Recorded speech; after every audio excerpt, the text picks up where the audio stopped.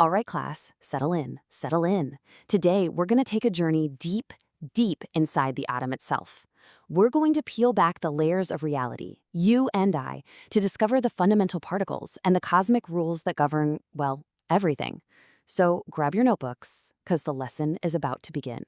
So here's our game plan for today. We'll start by busting an old myth about the atom. Then we'll check out the amazing tools we use to probe its core. After that, we'll meet the whole family of fundamental particles, learn the cosmic rules they all have to obey, and finally, we'll dip our toes into the strange reality Einstein discovered, where mass, energy, and even time start to get a little weird. Okay, first up.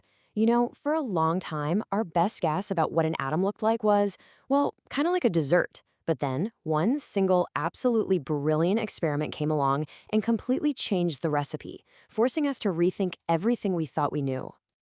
So on the left, you've got the old idea, the plum pudding model. Scientists pictured this soft ball of positive pudding with little negative electrons just kind of stuck in it.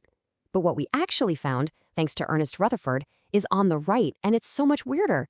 It's a tiny, super dense, positive core, the nucleus, with electrons way out in this huge expanse of mostly nothing. So how in the world did Rutherford figure this out?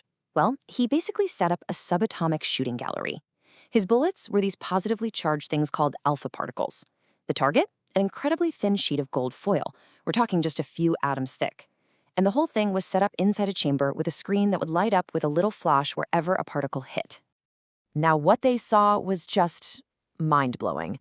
First off, almost all the alpha particles just zipped right through the foil, like it wasn't even there.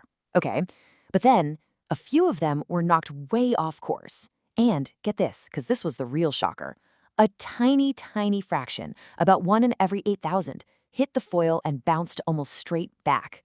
Rutherford himself said it was like firing a cannonball at a piece of tissue paper and having it come back and hit you. Just impossible. These crazy observations could only mean one thing. The atom had to be mostly empty space.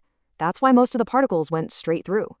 But at the very center, there had to be something incredibly small, incredibly dense, and positively charged. Something powerful enough to repel an alpha particle and send it flying right back. And that's the nucleus. Just like that, our entire view of matter was rewritten. So, of course, this discovery just opened up a brand new question, right? If the nucleus is so impossibly tiny and dense, how on earth do you study it? Well, if you want to probe something that small, you've got to hit it with something moving incredibly fast. What you need is a particle accelerator. So one type is the linear accelerator, or LINAC for short. The easiest way to think about it is to picture the particle as a surfer. The accelerator creates these waves of electric fields. The particle gets a push from one wave, it coasts for a bit inside a tube, and then pops out just in time to catch the next wave for an even bigger push.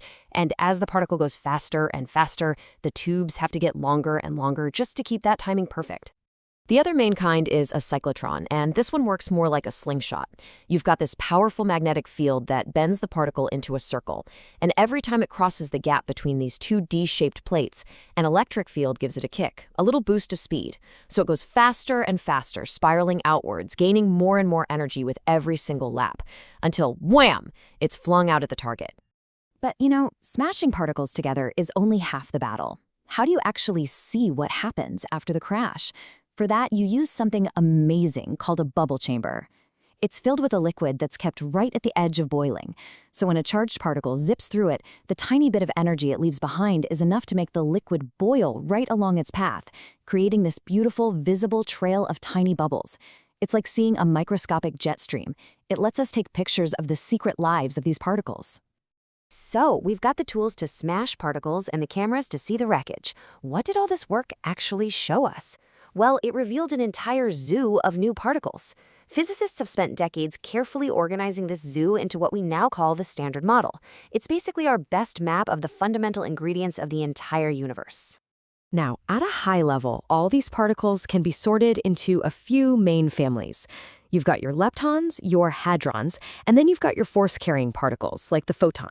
For our lesson today, we're really going to focus in on those first two, the ones that are the main building blocks of all the stuff around us. Leptons and hadrons, they're the two big classes of matter particles. And the key difference is actually pretty simple. Leptons, like the electron, are truly fundamental. You cannot break them down into anything smaller. Hadrons, on the other hand, like the protons and neutrons inside a nucleus, are composite. They're actually made of even smaller pieces. So what's inside a hadron? Quarks. They come in a couple of main recipes. You have baryons, which includes our friends the proton and the neutron. They're each made of 3 quarks. Then you have mesons, which are a little more exotic. They're made from 1 quark and 1 antiquark. And these quarks themselves come in 6 different flavors with some seriously fun names: up, down, strange, charm, bottom, and top. Now, with all these particles flying around and smashing into each other, you might think it's just total chaos down there. But it's not. The subatomic world is governed by some incredibly strict, absolutely unbreakable laws. You can think of it as a cosmic rulebook that every single particle interaction has to follow, no exceptions. Here are 3 of the biggest rules in that book. First, conservation of charge. The total electric charge you start with has to equal the total charge you end with. Easy enough. Second, conservation of baryon number. You can't just create or destroy baryons out of thin air. The count has to stay the same. And third, the exact same rule applies to the lepton number. Let's test this out with an example. Is it possible for a proton to decay into a neutron, a positron, and a neutrino? We just have to do the accounting. Before, we have a charge of +1, a baryon number of 1, and 0 leptons. Okay. Afterwards, the charge is 0 plus 1 plus 0. That's +1. Check. The baryon number is 1 plus 0 plus 0. Still 1. Check. And the lepton number is 0 plus -1 for the antilepton plus 1 for the lepton, which adds up to 0. Check. All the rules are obeyed. So yes, physics says this can happen. All right, for our final topic, we have to talk about something really mind-bending. When you start pushing particles to nearly the speed of light, you leave the world of normal, everyday physics behind. You enter this bizarre, counterintuitive reality that was first described by Albert Einstein's theory of special relativity. And it all kicks off with probably the most famous equation in all of science, E equals mc squared. But what does it really mean? Well, it's telling us something profound, that mass and energy are basically just 2 sides of the same coin. Mass is a super concentrated form of energy, and you can convert one into the other.